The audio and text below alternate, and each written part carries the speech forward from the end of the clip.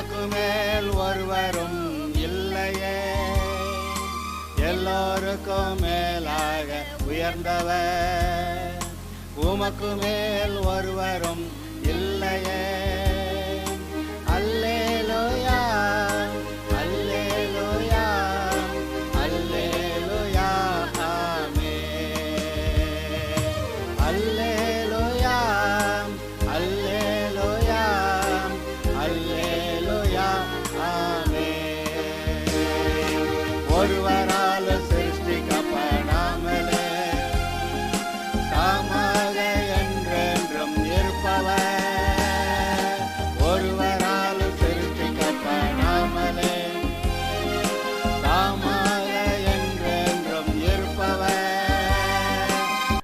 இப்பொழுதும் கூட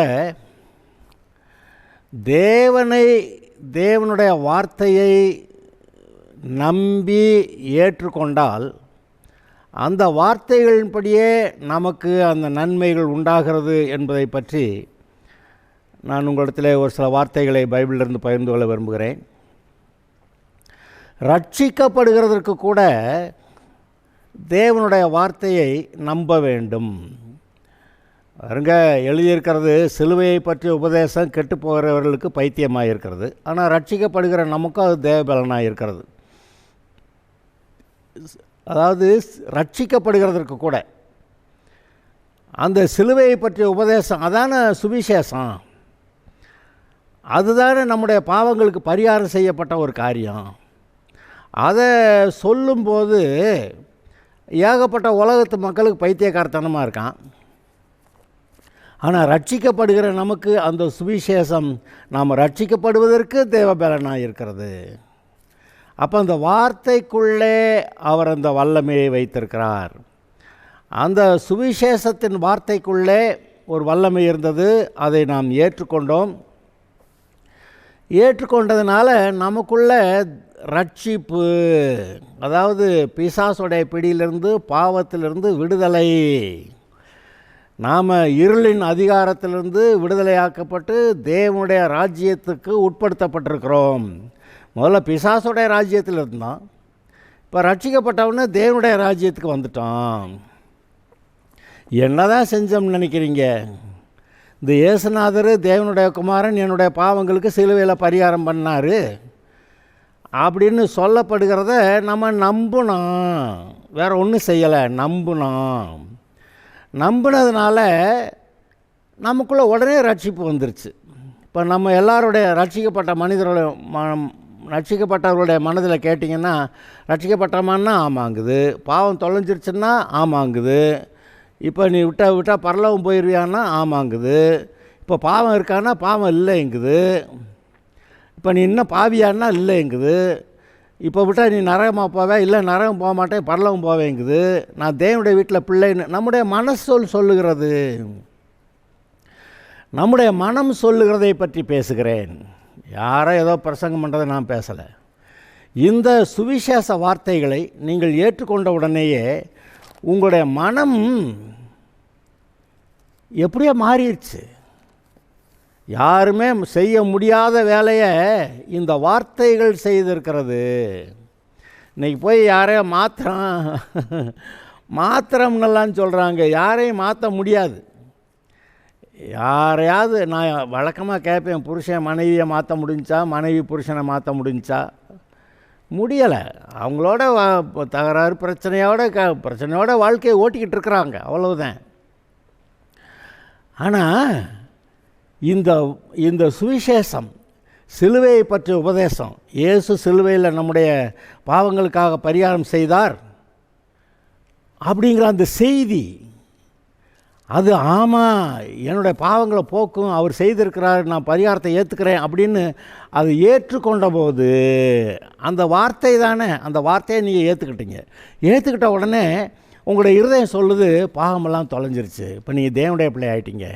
நீங்கள் இருளின் அதிகாரத்திலிருந்து, பிசாசுடைய அதிகாரத்திலிருந்து நீங்கள் தேவனுடைய அதிகாரத்துக்குள்ளே, பிசாசுடைய வீட்டிலேருந்து தேவனுடைய வீட்டில் தேவனுடைய பிள்ளையா நீங்கள் வந்துட்டீங்க அப்படின்னு உங்கள் இருதயம் சொல்லுது. நீங்கள் ரட்சிக்கப்பட்டுட்டீங்கன்னு சொல்லுது. அது இந்த மனசில் இந்த மாற்றத்தை நாம் செய்ய முடியாது. இந்த கல்யாண விஷயத்தை எடுத்துக்கிறோமே. கல்யாணம் நடத்தும்போது போதகர் மாப்பிள்ளையும் கூப்பிட்டு வச்சு விசாரித்து அவங்கெல்லாம் இந்த கல்யாணத்துக்கு ஒத்துக்கிறாங்களான்னு கேட்டு, காலமெல்லாம் கர்த்தருடைய இந்த கணவன் மனைவியாக வாழ்வாங்களான்னு கேட்டு, அப்படி இவங்க ஒத்துக்கிறதுனால இவங்களை நான் கல்யாணம் பண்ணி வைக்கிறேன் அப்படின்னு சொல்லி அவங்க வாக்குறுதியெல்லாம் கேட்பாங்க. பத்தாவதுக்கு தாலியெல்லாம் கட்டுவாங்க, மாலையெல்லாம் மாற்றுவாங்க, என்னமோ செய்வாங்க. ஆனால் கல்யாணம் முடிந்தவுடனே பாஸ்டர் சொல்லிடுவார், இவர்கள் தேச சட்டப்படியும் பைபிள் சட்டப்படியும் தேவனுடைய நியமத்தின்படியும் இவர்கள் கணவன் மனைவியமாக இருக்கிறார்கள் அப்படின்னு சொல்லிடுவார்.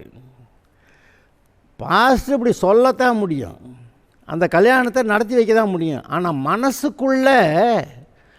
மனசுக்குள்ளே கணவன் அந்த ரெண்டு பேரோட இருதயத்தில் ஒரு உறுதியான நம்பிக்கை, நாம் இன்னாருடைய புருஷன், நாம் இன்னாருடைய மனைவி அப்படின்னு அவங்க இருதயத்தில் ஒரு உணர்வு வந்துடுது. அதோடு சேர்ந்து கர்த்தர் அந்த இடத்துல அவர்கள் இருவரையும் ஒரே மாம்சமாக்கினார். ரெண்டு பேர் ரெண்டு குடும்பத்தில் ரெண்டு பின்னணியிலேருந்து வர்றாங்க. ஆனால் இவங்க கல்யாணத்தில் அப்படி ஒன்றா வந்தவுடனே ரெண்டு பேரும் ஒரே மாம்சமானார்கள் அப்படின்னு இந்த கணவன் மனைவி உறவை காட்டில் வேறு வித்தியாசமான வேறு நல்ல உறவு எதுவுமே உலகத்தில் கிடையாது அப்படிங்கிற அளவுக்கு ஆயிடுச்சுல்ல. எவ்வளோ தான் உயிர் நண்பன்னாலும் கல்யாணத்துக்கு அப்புறம் வீட்டு வெளியில் அந்த சிட் அவுட்டில் உட்காந்து பேசி அனுப்பிச்சி விட்ருவாங்க. உயிர் நண்பன் அதெல்லாம் கிடையாது. கல்யாணம் ஆன ஒருபாடு கணவன் மனைவிக்கு இருக்கிற இடம் தனி, அந்த இடத்துக்குள்ளே வேறு யாரும் அந்த இதுக்குள்ளே வர முடியாது, வர விட மாட்டாங்க. அப்போ இந்த மனதுக்குள்ளே ஒரு மாற்றத்தை சொல்லுகிறேன். இப்போ நான் இந்த கதை பேசிக்கிட்டு இருக்கிறதுக்கு காரணம் இன்னொரு விஷயம் என்னதுன்னா, அவர் நமக்கு அதாவது பாவ மன்னிப்பு, ரட்சிப்பு, பரலோகம் மட்டும் இல்லை, இந்த பூமியில் ஜெயமாய் வாழுகிறதற்கு அவர் நமக்கு இருதயத்திலே விசுவாசத்தை கொடுக்குறார். எப்படி கணவன் மனைவியாக மாறிட்டாங்க, ஒரே மாம்சங்கிற உணர்வை கொடுத்துட்டாருன்னு சொன்னோம், எப்படி இயேசுவை ஏற்றுக்கிட்டாக்க சிலுவை பற்றிய உபதேசத்தை சொல்லி அதை இயேசுவை ஏற்றுக்கிட்டா நான் ரட்சிக்கப்பட்டேன்னு அந்த மனசு சொல்லுதோ, அதுபோல் இந்த வாக்குத்தத்தங்களை நீங்கள் கேட்கும்போது அந்த இருதயத்திலே அது அந்த மனதிலே ஒரு மாற்றத்தை உண்டாக்க முயற்சிக்கிறது. இப்போ சொல்கிறேன், அவருடைய தழும்புகளாலே குணமானீர்கள். பொதுவாக எல்லாருக்கும் இருக்க பிரச்சனை, இப்போ குழந்தை பிறந்து 10 நாளில் ஏதாவது ஆஸ்பத்திரிக்கு தூக்கிட்டு போகிறாங்க, அது இருமுதுங்க, அதுக்கு சளி பிடிச்சிருச்சுங்க, இல்லாட்டி எதை செய்துங்க அதை செய்துங்கன்னு சொல்லி எதையாவது தூக்கிட்டு, சின்ன குழந்தையிலேருந்தே ஆஸ்பத்திரிக்கு போகிறது இப்போ தான். முன்ன காலங்கள்லாம் இவ்வளோ பிரச்சனைகள்லாம் இருக்காது. ஆனால் இப்போ எடுத்ததுக்கெல்லாம் ஆஸ்பத்திரி, ஆனால் ஒரு வியாதி என்னமோன்னு சொல்கிறோம். அப்போ குழந்தைக்கே எப்படின்னாக்கா பெரிய ஆளுகளுக்கு வாலிப வயதில் கொஞ்சம் வாலிப முறுக்கில் கொஞ்சம் தெம்பாக தெரியுது, அப்புறம் வயது ஆக ஆக அங்கேனோ சரீரத்தில் பலனும் குறையுது, மனதிலையும் கூட ஒரு பலன் குறைகிறது. அதான் மனதில் வரக்கூடிய மாற்றங்களை பாருங்கள். அப்போ அதெல்லாம் நடக்குது. இந்த மனதில் உண்டாகிற மாற்றத்தை பற்றி நான் இப்பொழுது பேசி கொண்டிருக்கிறேன். இப்போ இந்த வசனம், அவருடைய தழும்புகளால் குணமானீர்கள். இப்போ இயேசுவை ஏற்றுக்கிட்டிங்களா, நீங்கள் ரட்சிக்கப்பட்டீங்க அப்படின்னோடனே அவங்க இருதயம் நம்புது நம்ம ரட்சிக்கப்பட்டோம்னு. இப்போ அதுபோல் அவருடைய தழும்புகளாலே குணமானீர்கள். ஏன்னா அந்த சிலுவையில் செஞ்ச பரிகாரத்தில் ஒரு பகுதி தான் இது.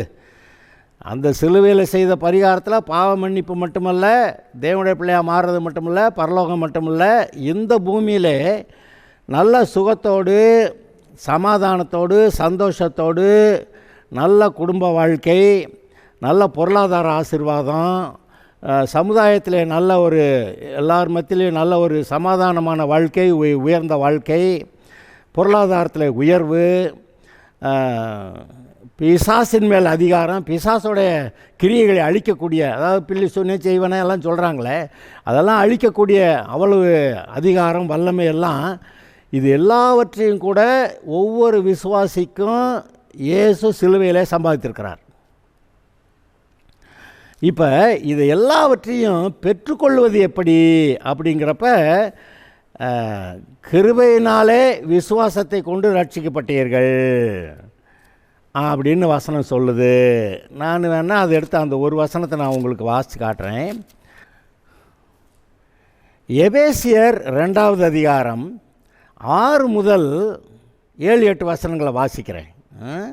எபேசியர் 2வது அதிகாரம் 6 முதல், கிறிஸ்து இயேசுவுக்குள் அவர் நம்மிடத்தில் வைத்த தயவினாலே தம்முடைய கிருபையின் மகா மேன்மையான ஐஸ்வர்யத்தை வருங்காலங்களில் விளங்கச் செய்வதற்காக, நம்முடைய வாழ்க்கையில் அவர் நமக்கு எவ்வளவு கிருபை பாராட்டியிருக்கிறார்னு காட்டுறதுக்காக, கிறிஸ்து இயேசுவுக்குள் நம்மை அவரோட கூட எழுப்பி ரட்சிக்கப்படாமல் பாவத்துக்குள்ளே ஆவிக்குரிய ரீதியில் மரித்து போயிருந்த நம்மளை கிறிஸ்துவோடு கூட எழுப்பி, நம்முடைய ஆவி உயிர்ப்பிக்கப்பட்டுச்சான். ரட்சிக்கப்பட்ட உடனே நம்முடைய ஆவி உயிர்ப்பிக்கப்பட்டுச்சான்.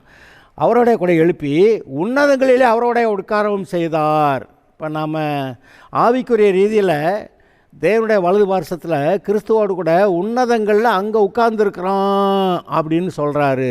ஏன் தரையில் தானே இருக்கிறோம் அப்படின்னா, அந்த தரையில் இருக்கிறது உண்மைதான். ஆனால் உன்னுடைய அந்தஸ்து, நீ யார்? நீ தேவாதி தேவனுடைய பிள்ளை, அண்ட சராசரங்களையும் படைத்த உன்னதங்களிலே சிங்காசனத்தில் வீற்றிருக்கிற அவருடைய பிள்ளை ஆகிட்ட.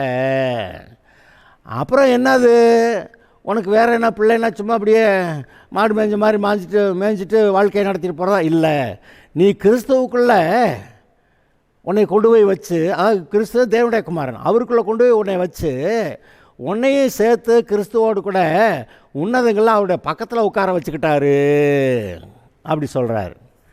எந்த தேவதூதனையாவது பக்கத்தில் உட்கார சொன்னாரா? இப்போ காப்ரியல் இருக்கான், மிகாவேல் இருக்கான். இந்த 2 பேரை பற்றி பைபிளில் ரொம்ப பெரிய ஆட்களாக சொல்லப்பட்டிருக்கிறது. இந்த பெரிய தூதர்களை அவனையாவது கூப்பிட்டு ஏப்பா வாழ்ந்து பக்கத்தில் உட்காந்துக்கன்னு யாராவது சொன்னாரா? ஆனால் உங்களே என்னை மாதிரி சும்மா சிலரை பார்த்தா தருதலைக மாதிரி அப்படி ரொம்ப மோசமான பின்னணியிலிருந்து வந்த ஆளுகள்லாம் இயேசுவை ஏற்றுக்கிட்டானா அப்படின்னோடனே வா என் பிள்ளை அப்படின்னு கூப்பிட்டு வச்சு கிறிஸ்துவுக்குள்ளே பிள்ளையாக வச்சுக்கிட்டு குடும்பத்தில் என் பக்கத்தில் உட்காரலான்னு அங்கே தேவனுடைய வலது பாசத்தில் உட்கார வச்சுக்கிட்டேன்ற மனசு. இந்த பூமியை விட்டு நீங்கள் போகிறப்ப அங்கே தான் போகிறீங்க, நரகத்துக்கு இல்லை. அதுதானே ரட்சிப்பு. அப்போ நீங்கள் உன்னதங்கள் அங்கே உட்கார வச்சுருக்கிறாருங்கிறது இது மனசில் பார்த்தீங்களா?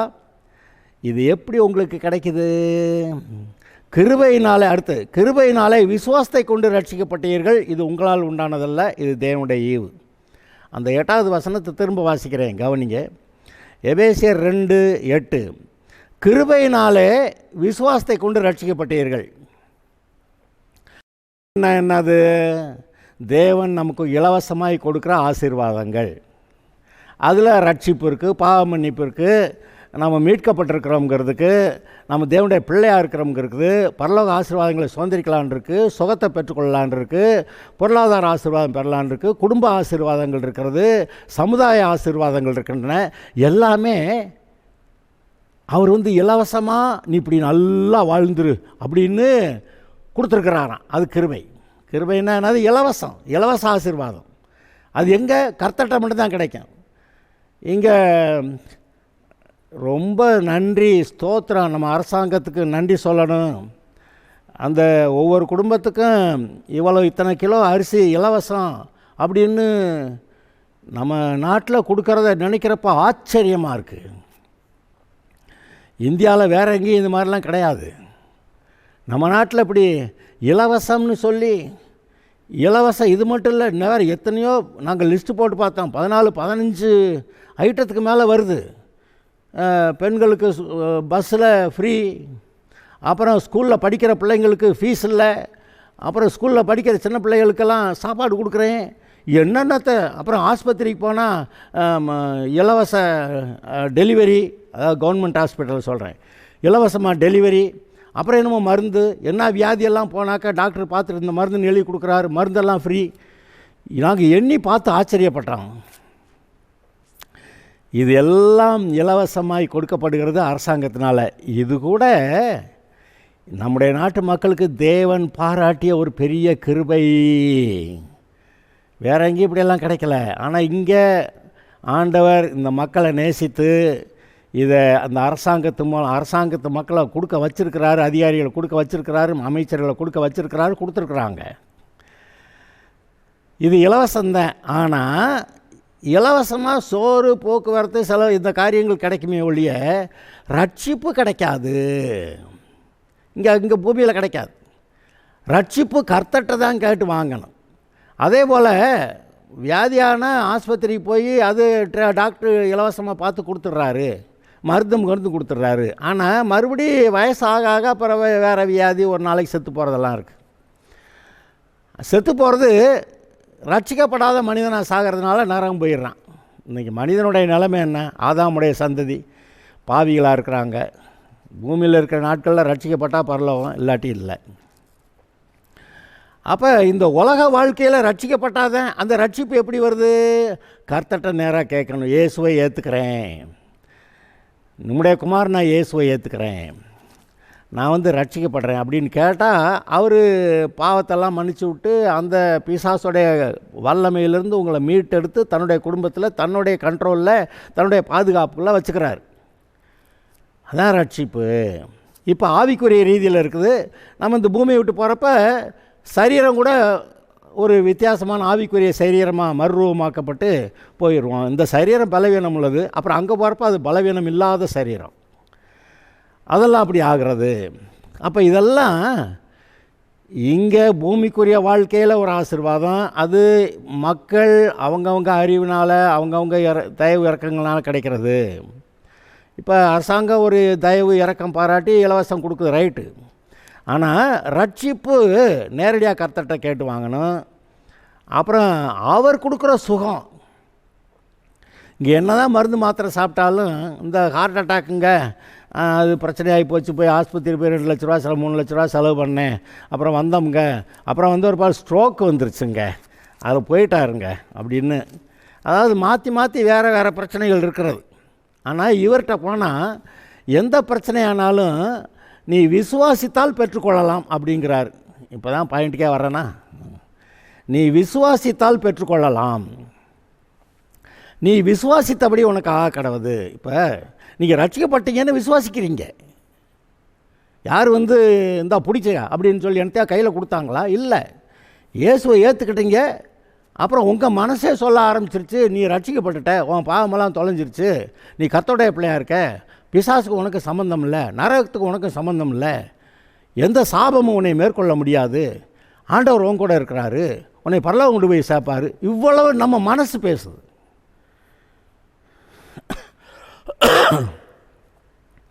இப்போ அதுபோலவே சுகத்தையும் நீ பெற்றுக்கொள்ளலாம்ங்கிறார். எப்படி ரட்சிப்பை, அதுக்கான வசனத்தை, அந்த சுவிசேஷத்தை நம்பினியோ அதுபோல் அவருடைய தழும்புகளாலே குணமானீர்கள். ஏன்னா நீங்கள் சுகமாகிறதுக்கு அதுக்கு ஒரு கரையை செலுத்தி இருக்கிறார்.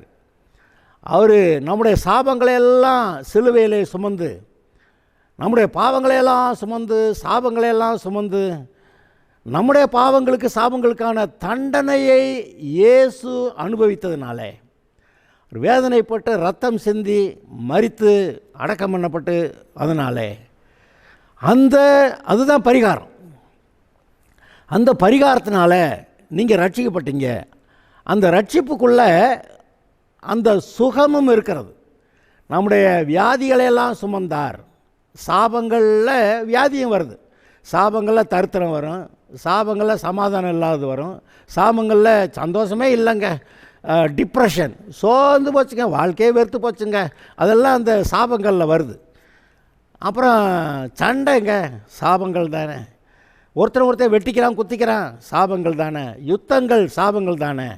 ஒரு மனப்பாடு இல்லாமல் எப்போ பார்த்தாலும் போட்டிக்கு பொறாமையில் அப்படி கடந்து இருக்கிறது சாபங்கள் தானே. அப்போ இந்த சாபங்களையெல்லாம் இயேசு சிலுவையில் ஏற்றுக்கிட்டு சுமந்தாராம். அதில் இந்த வியாதிக்கு நம்முடைய வியாதிகளையும் சுமந்தாருன்னு வருதில்ல, அவருடைய தழும்புகளால் குணமானீர்கள், அவருடைய தழும்புகளால் குணமானீர்கள். இயேசு சிலுவையில் இருக்கும்போது நம்முடைய பாவங்கள், சாபங்கள் எல்லாவற்றையும் அவர் சுமந்ததுனால இப்போ நமக்கு பாவத்திலேருந்து மட்டும் விடுதலை இல்லை, இந்த வியாதியிலேருந்தும் விடுதலை இருக்குது, தரித்திரத்திலேருந்து விடுதலை இருக்குது, மனக்குழப்பத்திலேருந்து விடுதலை இருக்குது, நிம்மதியே இல்லைங்க அப்படிங்கிற நிலைமையிலேருந்து விடுதலை இருக்குது. ஏன்னா அதுக்கெல்லாம் அவர் கரையை செலுத்தி இருக்கிறார். அப்போ காசை கொடுத்துட்டா பொருளை வாங்க வேண்டியதான கடையில். அப்படி அவர் காசை கொடுத்துட்டே போய் வாங்கிக்கன்னா நமக்கு போய் ஒழுங்காக வாங்க தெரியலை.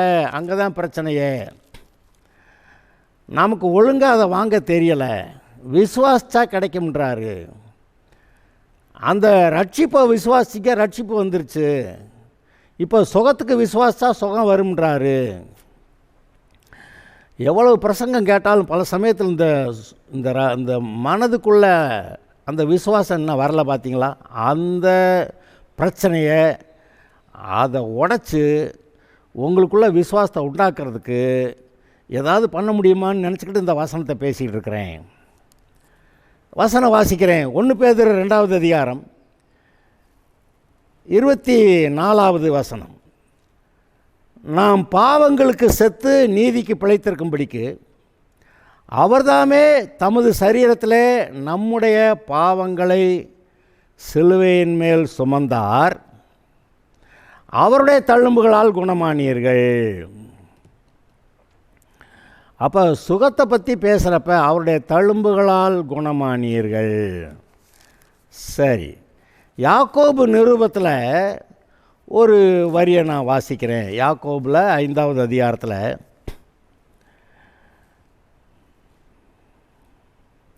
14, 15, 16. உங்களில் ஒருவன் வியாதிப்பட்டால் அவன் சபையின் மூப்பர்களை வரவழைப்பானாக. அவர்கள் கர்த்தருடைய நாமத்தினாலே அவனுக்கு எண்ணெய் பூசி அவனுக்காக ஜெபம் பண்ண கடவர்கள். அப்பொழுது விசுவாசமுள்ள ஜெபம், என்ன ஜெபம்? விசுவாசமுள்ள ஜெபம் பிணியாளியை ரட்சிக்கும். கர்த்தர் அவனை எழுப்புவார். அவன் பாவம் செய்தவனானால் அது அவனுக்கு மன்னிக்கப்படும். பாவம் செய்யாமே அப்போ வியாதி இருந்திருக்க முடியும். பாவம் செஞ்சதுனால வியாதி இருந்தால் பாவமும் மன்னிக்கப்படும். நீங்கள் சொஸ்தமடையும்படிக்கு உங்கள் குற்றங்களை ஒருவருக்கொருவர் அறிக்கையிட்டு ஒருவருக்காக ஒருவர் ஜெபம் பண்ணுங்கள். நீதிமான் செய்யும் ஊக்கமான வேண்டுதல் மிகவும் பலனுள்ளதாக இருக்கிறது. இந்த பாவம் இருந்துச்சுன்னா அது வியாதியை உண்டாக்கும். அப்போ இந்த பாவத்தை தொலைக்க என்ன செய்கிறது? ஒருவருக்கு நான் அப்படி பாவம் செஞ்சு விட்டேன், அதனால் அப்படி ஆகிப்போச்சு அப்படின்னு ஒருத்தருக்கு ஒருத்தர் அறிக்கை பண்ணிவிட்டு கர்த்தர் எனக்கு மன்னிக்கணும் அப்படின்னு சொல்லி 2 பேரும் சேர்ந்து ஜெபம் பண்ணால்